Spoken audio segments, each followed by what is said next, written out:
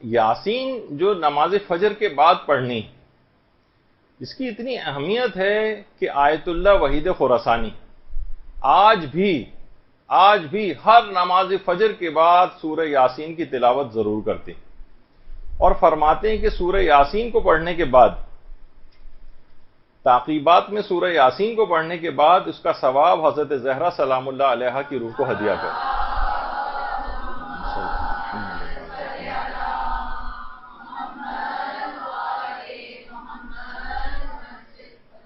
اور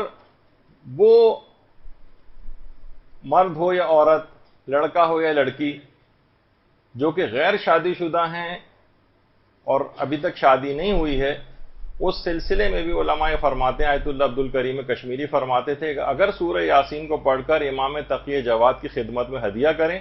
تو فرماتے ہیں میں نے لوگوں کی تمام خواہشات کو پورا ہوتے دیکھا ہے جس کے اندر ایک شادی کی خواہش ہوئی۔ تو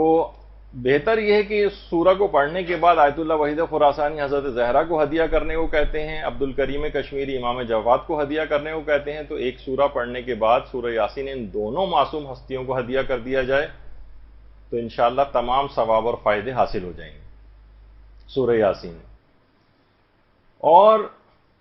سورہ یاسین کا ایک بہت زیادہ فائدہ یہ ہے کہ جس کی بنا پر بچوں کو، ماؤں کو چاہیے، باپ کو چاہیے کہ اپنے بچوں کو کم سے کم ایک ہفتے میں ایک مرتبہ سورہ یاسین ضرور پڑھائیں،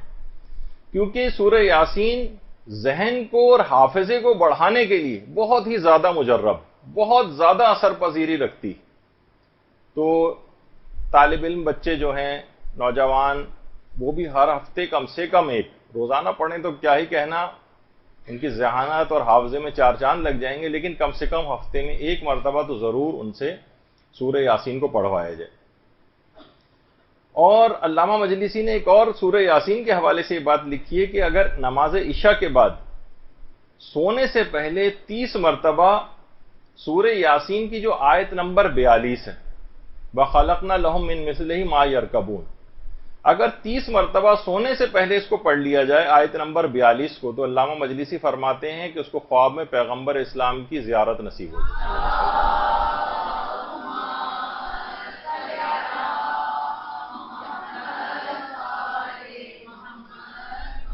اور خاص طور پر سورہ یاسین کی آیت نمبر 68 جو ہے،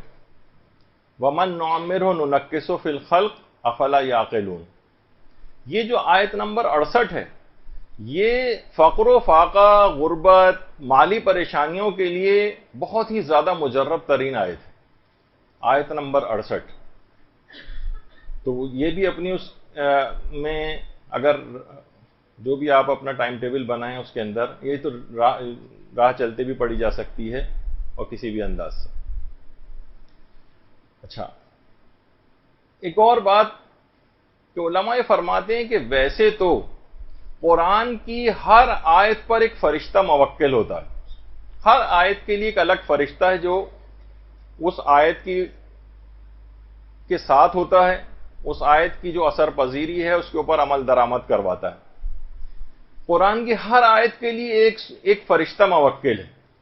لیکن علماء فرماتے ہیں سورہ یاسین کی ہر آیت پر 10 فرشتے موکل کیے ہیں پروردگار نے، 10 فرشتے۔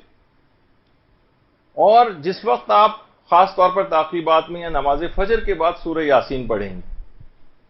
ادھر آپ اس کو سورہ یاسین پڑھنا شروع کریں گے، ادھر فرشتوں کی صفوں کی صفیں وہاں پر آ کر لگنا شروع ہو جائیں گی، اور وہ سورہ کی تلاوت کرنے والے کے لیے استغفار کرنا شروع کر دیں گے۔ صفوں کی صفیں وہاں پر لگنا شروع ہو جاتی ہیں جہاں سورہ یاسین کی تلاوت ہوتی ہے، اور وہ اس سورہ کے قاری کے لیے استغفار کرنا شروع کر دیتے ہیں۔ اچھا، اس سورہ کی ایک اور خصوصیت یہ ہے سورہ یاسین کی کہ سورہ یاسین کو جتنا انسان پڑھتا جاتا ہے، یہ سورہ اپنے قاری سے بہت زیادہ مانوس ہو جاتا ہے، اس کا دوست بن جاتا ہے، اور یہ اس سے پھر کبھی جدا نہیں ہوتا۔ یہ ایسا رفیق اور دوست سورہ بن جاتا ہے کہ اس کے بعد قبر میں، قیامت میں، پل صراط پر، میزان، موقف، حتیٰ کہ جنت میں بھی یہ انسان کا دوست بن کر اس کے ساتھ رہے گا۔ سورہ یاسین عروس قرآن، قرآن کی دلہن کہا جاتا ہے سورہ کو. یہ ہمیشہ اس کے ساتھ ساتھ اب جب یہ پڑھنا شروع ہو جائے گا اور اس پہ مداومت کرنے لگے گا، اب یہ سورہ اس کا کبھی ساتھ نہیں چھوڑے گا، یہاں تک کہ جنت میں بھی اس کے ساتھ ساتھ جائے گا. تو یہ اس سورہ کی بڑی خصوصیت ہے. اور اس کے قاری کو پتہ بھی نہیں ہوتا کہ فقط ایک مرتبہ سورہ یاسین کو پڑھنے سے 10 ختم قرآن کا ثواب بھی اس کے نامہ اعمال میں لکھا جاتا ہے. اللہم صلی علی محمد.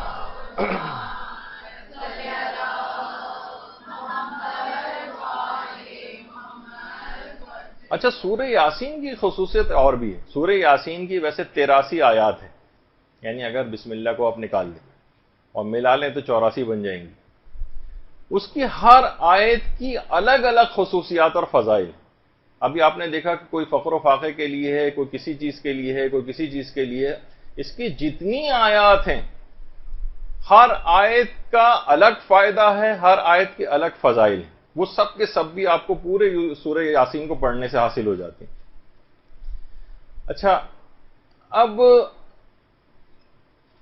اس کا ایک اور خصوصیت یہ بھی ہے کہ جتنے بھی داخلی اور خارجی دشمن ہیں ان سے بھی بچاتی.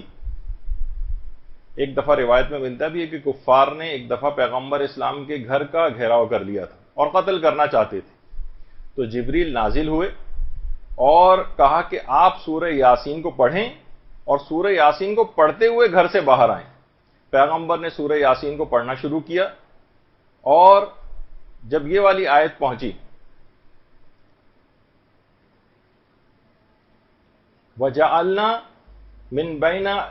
أَيْدِيهِمْ سَدًّا وَمِن خَلْفِهِمْ سَدًّا فَأَغْشَيْنَاهُمْ فَهُمْ لَا يُبْصِرُونَ. تو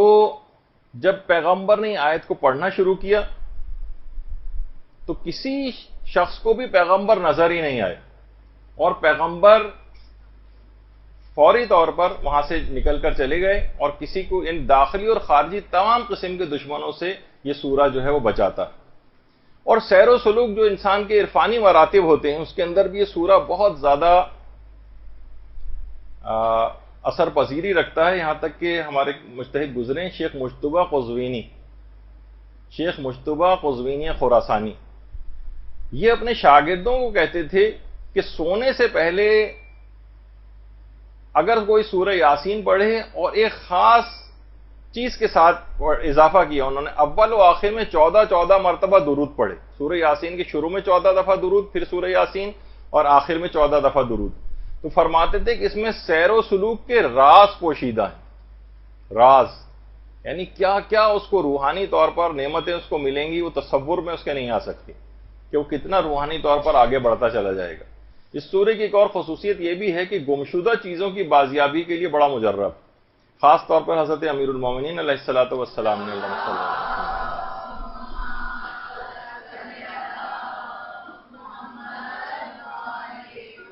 انہوں نے باقاعدہ گمشدہ چیزوں کی بازیابی کے لیے 2 رکعت نماز بھی بتائی ہے اور اس میں ہر رکعت میں الحمد کے بعد سورہ یاسین، اور نماز کے بعد ایک دعا پڑھی جاتی ہے، یا ہادی الضالۃ رد علی ضالتی، اے گمشدہ چیزوں کی طرف رہنمائی کرنے والے میری گمشدہ چیز واپس لوٹا دے. اور جیسے ہی وہ اس نماز کو ختم کرے گا بہت ہی جلد اس گمشدہ چیز کی واپسی کے امکانات ہو جائیں گے. اکثر یہ بھی ہوتا ہے کہ خدا نخواستہ بچے گم جاتے ہیں، گھر والے گم جاتے ہیں، کسی جگہ ایسا کوئی چیز ہو جائے تو چیزوں کے ساتھ ساتھ انسانوں کی بازیابی بھی اس سے ممکن ہوتی. تو یہ اس لحاظ سے بہت اہم سورہ ہے. اور جسمانی بیماریوں کے اعتبار سے بھی کہا جاتا ہے کہ خاص طور پر جو ویٹیلیگو، لیوکوڈرما، فل بیری یا برس جس کو کہا جاتا ہے، اس کے متعلق چھٹے امام فرماتے ہیں کہ اگر شہد سے سورہ یاسین کو لکھے اور دھو کر اس کا پانی پیے تو اس مرض سے شفا یابی نصیب ہو جاتی. شہد سے لکھے. اب اس کی الگ ایک تفصیل ہوگی، وہ آپ خود کسی دماغ لڑائیے کہ اس سے کیسے لکھا جا سکتا ہے. اس سے بہرحال روایت کے اندر یہ ہے کہ شہد سے سورہ کو لکھے اور اس کا دھو کر اس کا پانی پیے، اس مریض کو پلائیں تو اس مرض سے شفا یابی نصیب ہو جاتی. اچھا، بہت سے والدین بڑے پریشان ہوتے ہیں اور اس کے لیے بڑے پوچھتے بھی ہیں کہ بہت سے بچے بے تحاشا روتے ہیں، بہت روتے ہیں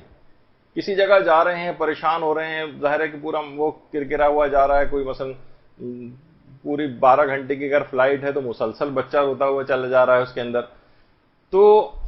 علماء فرماتے ہیں کہ سورہ یاسین کی آیت نمبر 73 وَلَهُمْ فِيهَا مَنَافِعُ وَمَشَارِبُ أَفَلَا يَشْكُرُونَ، یہ والی آیت لکھ کر اگر بچے کو باندھ دی جائے تو اس کا رونا جو ہے بلا وجہ رونا یہ بند ہو جاتا ہے. اچھا، اس طرح سے آج کل یہ گھروں کے اندر لڑائی جھگڑے مثلا مخالف رشتہ داروں کو رام کرنے کے لیے، مثلا ساس خلاف ہوئی جا رہی ہے، شوہر خلاف ہوا جا رہا ہے، کسی کی بیوی خلاف ہوئی جا رہی ہے، نندے پریشان کر رہی ہیں، کسی جگہ کوئی اور خاندانی مسئلے ہیں، تو علماء فرماتے ہیں کہ 30 مرتبہ اگر روزانہ اس کی آیت نمبر 37 وَآیَةٍ لَهُمُ اللَّيْلُ نَسْلَخُ مِنْهُ النَّهَارَ فَإِذَا هُمْ مُظْلِمُونَ، آیت نمبر 37 کو اگر انسان خلوت میں پڑھے اور توجہ کے ساتھ پڑھے اور 30 مرتبہ روزانہ پڑھے تو اس کے جتنے بھی مخالف رشتہ دار ہیں وہ اپنی مخالفت کو ختم کر دیں گے. یہ بڑی مجرب، دیکھا آپ نے، ہر آیت کے لحاظ سے اس کے اندر ایک عجیب خزانے ہیں، اتنے مختلف قسم کے نوعیت کے کام. اب دیکھیں کہ کبھی بچہ رو رہا ہے تو اس کے لیے الگ ہے، اور فقر و فاقے کے لیے الگ ہے، اور جناب گمشدہ چیزوں کی بازیابی کے لیے الگ ہے، اور جناب رشتہ داروں کو رام کرنے کے لیے اس کے ایسے عجیب و غریب اس کے فضائل اور اس کے فائدے ہیں سورہ یاسین کے، کہ باقاعدہ علماء اور مفسرین سرگرداں اور حیران رہے ہیں کہ سورہ یاسین کے اندر آخر کون سی کوئی آیت ایسی ہے جو اتنے سارے فضائل اور اتنے سارے فائدے سورہ یاسین کے دلواتی. ابن عباس جو پیغمبر کے صحابی تھے وہ کہتے تھے کہ میں نے یاسین کے فضائل کے اندر بہت زیادہ غور کیا ہے کہ کس آیت نے اس کے اتنے زیادہ فضائل بیان، اس کے فضائل جو ہے اس کے اندر پیدا کی ہیں. تو کا غور و فکر کے بعد مجھے اس آیت نتیجہ پتہ چلا کہ انما امرہ اذا اراد شیئا ان یقول له کن فیکون. یہ جو اس آیت کے اندر آیت آئی ہے یہ اس کے تمام اس قسم کے فضائل اور اتنے زیادہ مختلف الگ قسم کی نوعیت کے کاموں کی وجہ سے کہ پروردگار جب کسی امر کا ارادہ کرتا ہے تو وہ کہتا ہے کن ہو جا اور وہ چیز ہو جاتی. یہ کیونکہ اس کے اندر آیت ہے اس وجہ سے اتنے مختلف و نو قسم کے کام سورہ یاسین کے ذریعے انجام پاتے ہیں. تو یہ آپ نے دیکھا کہ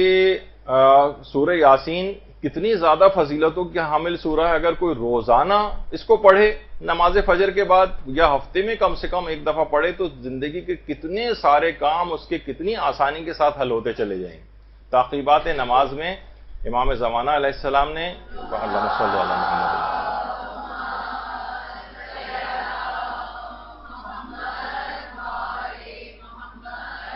نے جو یہ سورہ بتایا ہے آغا مرشی کو اور ہماری تعلیم کے لیے بھی ہو گیا ہے، تو اس کو کتنا زیادہ اپنے تعقیبات میں رکھنا چاہیے. رحمتک یا ارحم الراحمین وصلی اللہ علی محمد وآلہ الطاہرین.